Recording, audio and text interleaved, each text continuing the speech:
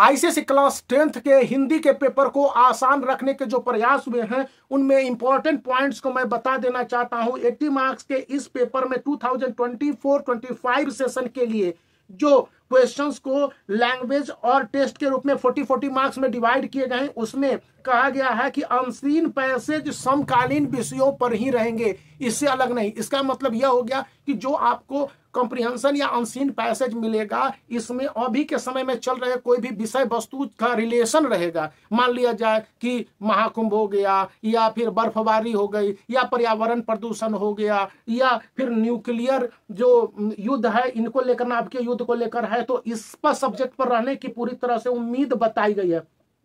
पत्र लेखन में यहाँ पर कहा गया है कि इसके लिए सबसे ज्यादा इंपॉर्टेंट है कि स्टूडेंट एक व्यावहारिक जो औपचारिक पत्र है उसको अच्छी तरह से समझ ले। 2025 के जो बोर्ड एग्जामिनेशन है उसके लिए इसमें इसके जो प्रारूप है, फॉर्मेट, वो काफी इंपॉर्टेंट है, और जिस तरह से इसकी प्रस्तुत करने की शैली होगी, जिस तरह से आप प्रेजेंट करेंगे इसको पूरे लेटर को, उसको इंपॉर्टेंट बताया गया है। वहीं पर आप जो कॉम्प्रिहेंशन यानी कि कोई भी आपको एक लिखने के लिए दे दिया जाएगा विषय वस्तु या आर्टिकल्स या फिर जो भी आप है, तो उससे संबंधित आपके जो लैंग्वेज यानी ग्रामर पेपर है इसको इंपॉर्टेंट रूप से चेक किया जाएगा। राइटिंग, ग्रामर के बाद जो राइटिंग है यानी व्याकरण को देखा जाएगा कि आप अपनी लेखनी में, लेखन में किस तरह से प्रेजेंट करते हैं हिंदी में। यहाँ पर ग्रामर में कहा गया है कि जिस तरह से वाक्यों का जोड़न, फिर आप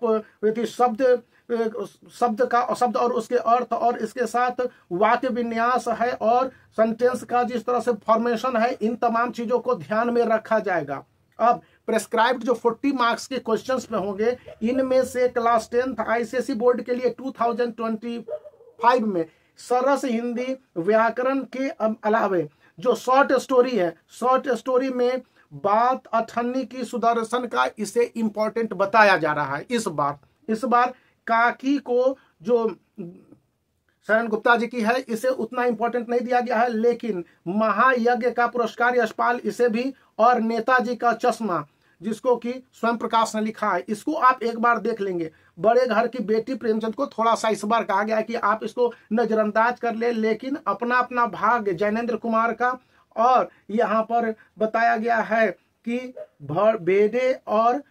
भेड़ और भेड़िए हरिशंकर परसाई का, इस काफी प्रासंगिक बन के उभरा है इस समय। तो इसको काफी मुझे स्टोरी सुन के यहाँ हंसी आ रही है, जब मैं भी बच्चा था तो ये पढ़ा था स्टोरी। तो और मनु भंडारी के 2 कलाकार, आप इनको देख लेंगे। पोयम में साखी कबीरदास का, आपको तो एवरग्रीन है, कई बार पूछ देते हैं तो इसके लिए काफी चैलेंजिंग पॉइंट्स हो जाते हैं। अक्सर लोग बोलते हैं कि ये कितने इंपॉर्टेंट है, लेकिन कई बार दे दिए जाते हैं। फिर स्वर्ग भांग सकता है, और उसके बाद यहाँ पर है मेघा आय, इसके बाद सूर के पद और विनय के पद, इनको देख लेंगे क्योंकि पद एक ही आएंगे, या तो सूर के पद आएंगे या फिर विनय के पद आएंगे। फिर भिक्षुक सूर्यकांत त्रिपाठी निराला की इस कविता को इस बार काफी हाईलाइट किया गया है। 2 टूक कलेजे पे करता पछताता पद पर आता, कुछ इस तरह का है। मंत्री मंदिर की ओर जो सुभद्रा कुमारी चौहान का है, इसको भी काफी, क्योंकि वर्तमान समय में जिस तरह से राजनीतिक परिदृश्य बदले हुए हैं, देश और दुनिया के हालात, इसको लेकर ये काफी इंपॉर्टेंट हो जाते हैं। और सीआईएससी का एक खासियत है कि वो अक्सर समकालीन विषयों पर बहुत अच्छे चैप्टरों को दे देती है, तो इसके लिए भी है। और एकांकी संचय में मैं कहूँगा कि मातृभूमि वाला चैप्टर है हरे कृष्ण प्रेमी का, आप देख लेंगे। इसी के साथ सुखी दाली उपेंद्र नाथ अष्ट की आपके पास देख लेना है इस स्टोरी को, और इसी तरह से बहू की विदा, फिर इनको आप देख लेंगे। दीपदान भी राम कुमार वर्मा का काफी इंपॉर्टेंट है। जो चैप्टर इंपॉर्टेंट थे मैंने आपके साथ शेयर करने की कोशिश की है। अब इसके साथ 2-3 बातें और समझा देता हूं कि ये तो मैंने इंपॉर्टेंट बताया है, या सबसे ज्यादा इंपॉर्टेंट है, जिसको बताया जा रहा है कि 2025 में जो बोर्ड एग्जामिनेशन है आने ही आने हैं। इसके अलावा जो हिंदी का प्रेडिक्शन है कि स्टूडेंट को 2024 के क्वेश्चन पेपर हिंदी वाले देख लीजिए। सैंपल पेपर तो आपने देखा ही होगा, स्पेसिमेन सैंपल पेपर 2000, मैं कह रहा हूं कि बनाने के लिए नहीं, देख लीजिए, क्योंकि वही फॉर्मेट को मैथमेटिक्स में पूरी तरह से रिवॉल्व कर दिया था, जो 2025 में हिंदी के लिए है। अब जो PYQs में बताने की कोशिश कर रहा हूं, और जो बताया गया, मुझे समझाया गया, तो इस बार 2018 को और 19 को एक बार अच्छी तरह से बना लीजिए क्वेश्चन को, और उसके बाद जैसे ही आ जाते हैं 2020 को, तो 20 ठीक है, यदि क्वेश्चन आपके पास अवेलेबल है तो उसको सॉल्व कर लेना, नहीं तो 2022 को और 23 को, ये 4 साल को थोड़ा सा प्रैक्टिस करके देखिए कि आपके साथ कौन सा मैजिक होता है इस एग्जामिनेशन हॉल में।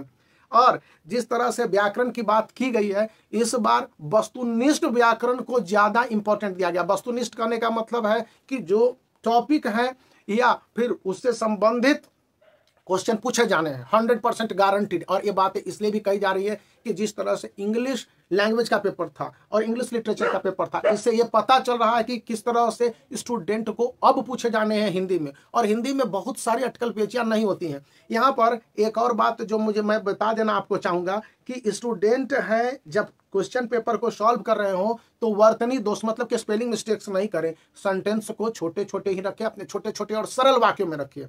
और जो आप सेंटेंस का प्रेजेंटेशन, आंसर का प्रेजेंटेशन कर रहे हैं या अपनी जो लेखनी है, राइटिंग सेक्शन है उसमें, तो वहां पर स्पष्ट रूप से 2 शब्दों के बीच में जगह को छोड़ते हुए आंसर पढ़े जाने योग्य होने चाहिए। CISE ने साफ साफ कहा एग्जामिनरों को कि यदि आंसर पढ़े जाने योग्य है तो निर्विवाद रूप से स्टूडेंट को मार्क्स दीजिए, इफ्स एंड बट्स वहां पर नहीं करने हैं, तो बहुत अच्छी हैंड राइटिंग नहीं होनी है। और यहां पर यह बताया गया है कि जहां पर स्टूडेंट ने कहा कि स्लाइट मिस्टेक्स को थोड़ा सा एक्सेप्टेबल भी है, लेकिन ब्लंडर आप कर देंगे, बड़ी गलतियां होंगी तो वहां पर मार्क्स आपके काट लिए जाएंगे। ग्रामर में छोटी सी भी गलती है तो मार्क्स पूरे काट लिए जाएंगे। राइटिंग सेक्शन में ग्रामर को, व्याकरण को सबसे ज्यादा देखा जाएगा कि आपने पत्र लेखन में किस तरह से प्रयोग किया है। अनसीन पैसेज में आंसर को दे रहे हैं तो उसको किस तरह से आप आंसर को प्रेजेंट कर रहे हैं, यथासंभव कोशिश करें कि आपके आंसर आपके ही शब्दों में हो। अनसीन पैसेज है जो कि अपठित गद्यांश है, उस अपठित गद्यांश से एज इट इज आंसर को निकाल के अपने आंसर में डालने की कोशिश न करें। समझने के बाद अपने शब्दों में